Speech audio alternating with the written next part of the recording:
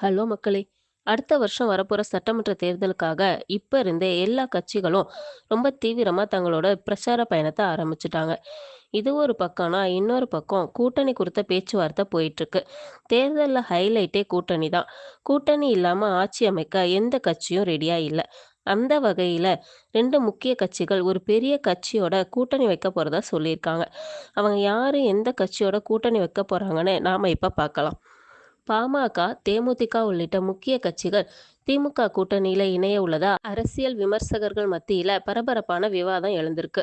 எதிர்க்கட்சியான அதிமுக, பாஜக கூட கூட்டணி அமைச்சிருக்காங்க. நிர்பந்தத்தோட அடிப்படையில தான் கூட்டணி வச்சிருக்காங்கன்னு சொல்லிட்டு கட்சியோட முக்கிய நிர்வாகிகள் பலர் இந்த கூட்டணிக்கு எதிர்ப்பு தெரிவிச்சிட்டு இருக்காங்க. இதனால அதிமுக கூட்டணிக்கு இப்ப வரைக்கும் வேற எந்த கட்சியும் போய் கூட்டணி வைக்கல. அதனால அந்த கூட்டணியில இருந்த பாமக, தேமுதிக உள்ளிட்ட கட்சிகளுக்கு எடப்பாடி பழனிசாமி அழைப்பு விடுத்தும் அவங்க அதை கண்டுக்கிற மாதிரி தெரியல. மாநிலங்களவை சீட்டு விவகாரம் தொடர்பா தேமுதிகவும் பாமகவும் அதிமுக மேல ரொம்ப அதிருப்தியில இருக்காங்க.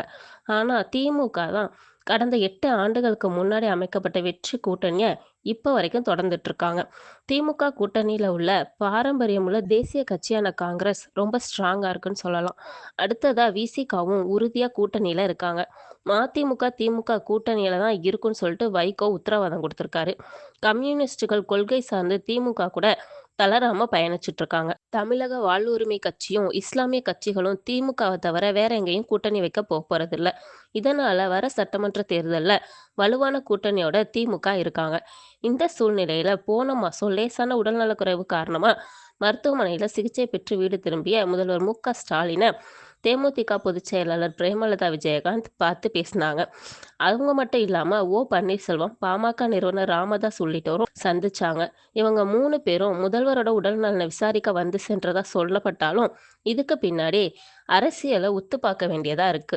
இந்த சந்திப்பப்ப அரசியலும் பேசப்பட்டதா தகவல் வெளியாயிருக்கு. இந்த தடவை தேமுதிக சரியான முடிவை முன்னாடியே எடுத்திருக்கணும் அப்படின்னு சொல்லிட்டு அந்த கட்சியோட மாவட்ட தலைவர்கள் சொல்லியிருக்காங்க.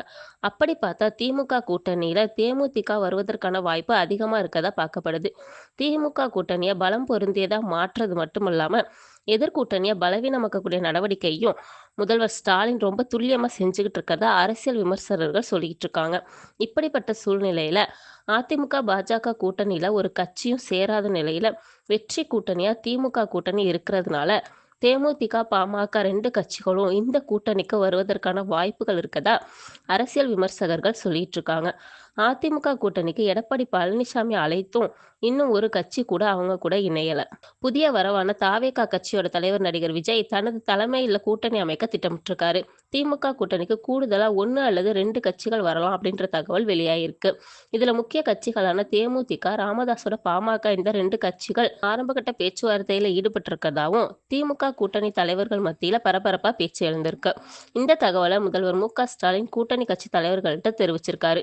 முதல்வரோட இந்த தகவல் தமிழக அரசியல்ல புதிய பரபரப்பை ஏற்படுத்தியிருக்கு. நன்றி.